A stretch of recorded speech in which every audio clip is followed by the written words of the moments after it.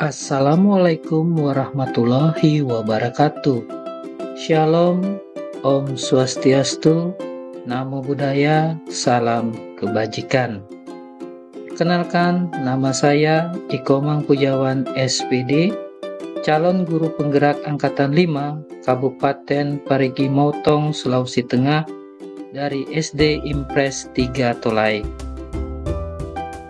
Kali ini saya akan menjelaskan tentang koneksi antar materi, kesimpulan, dan refleksi modul 1. Dari hasil kegiatan mulai dari diri sampai dengan kegiatan demonstrasi kontekstual mengenai pemikiran filosofi Ki Hajar Dewantara sangat berpengaruh terhadap pola pikir saya, terutama sebagai guru.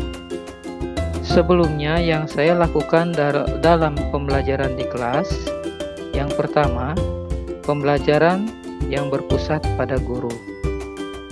Di kelas, anak wajib mengikuti aturan-aturan pembelajaran yang wajib diikuti tanpa mengajaknya diskusi. Kedua, pembelajaran mengejar target kurikulum. Saya memberikan materi untuk menuntaskan sesuai target kurikulum tanpa memperhatikan perasaan anak-anak, kemampuan, dan bakatnya.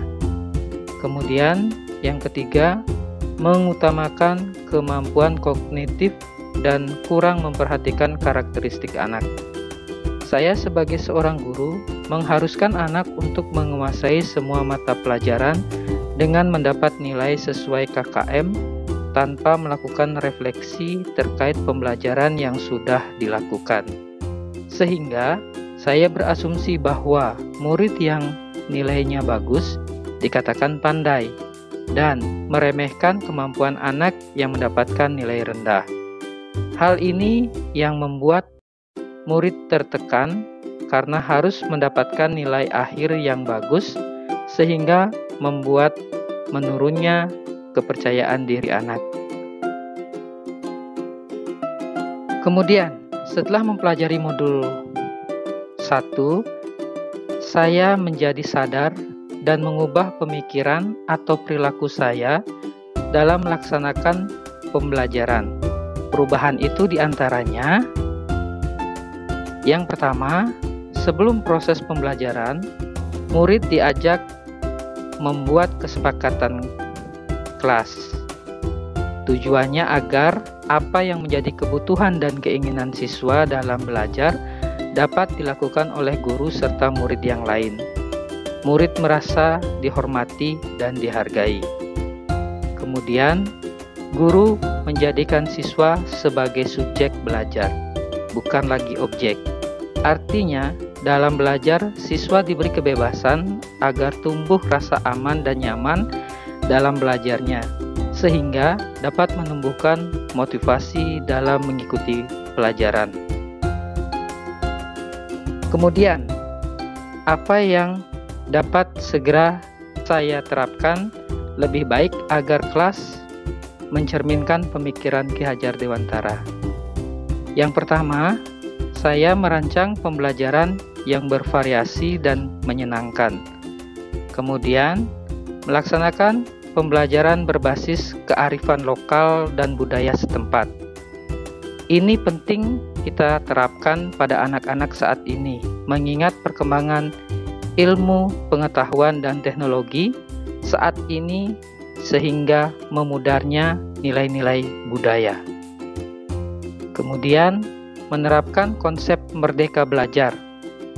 Konsep merdeka belajar ini memberikan kebebasan belajar pada anak agar dapat mengeksplorasi kemampuan pada anak, agar dapat menciptakan inovasi dan ide-ide kreatif. Kemudian, melaksanakan pembelajaran yang menuntun. Kita sebagai guru tidak bisa memaksa kemauan kita, melainkan kita memfasilitasi kebutuhan anak, kemudian membimbingnya. Kemudian, melaksanakan pembelajaran yang sesuai dengan kodrat alam dan zaman. Anak dilahirkan sudah dengan kodratnya, yaitu mempunyai keunikannya masing-masing. Kita sebagai guru hanya bisa mengembangkan bakat yang dimiliki masing-masing murid. Selain itu, kita juga harus siap menghadapi perubahan belajar siswa sesuai dengan perkembangan zaman. Kemudian, dari kegiatan ini dapat kita simpulkan bahwa pendidikan adalah suatu proses perubahan yang terjadi pada anak yang bergantung dari kodrat alam dan kodrat zaman. Suatu proses pendidikan yang baik dapat memberikan rasa aman, nyaman kepada anak untuk belajar dan mengeksplorasikan kemampuannya. Pada intinya, pendidikan yang baik dapat mengubah laku anak menjadi lebih baik agar mempunyai budi pekerti dan sopan santun yang baik. Demikianlah penjelasan koneksi antar materi, kesimpulan, dan refleksi modul 1. Salam dan bahagia. Guru penggerak Merdeka Belajar. Wassalamualaikum warahmatullahi wabarakatuh. Shalom. Om Santi Santi Santi Om. Namo Buddhaya, salam kebajikan.